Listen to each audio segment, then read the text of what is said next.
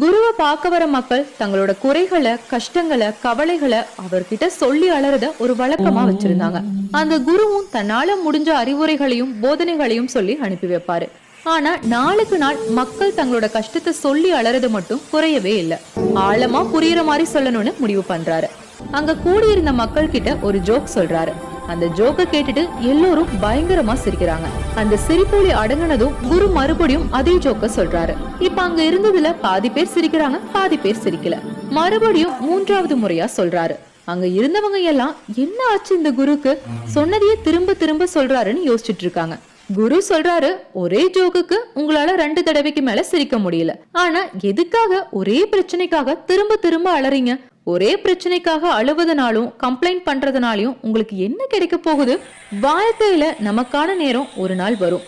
அது வரைக்கும் சிலவற்றை பொறுத்து கொண்டு ஓடிக்கிட்டுதான் இருக்கணும்னு சொன்னாராம்.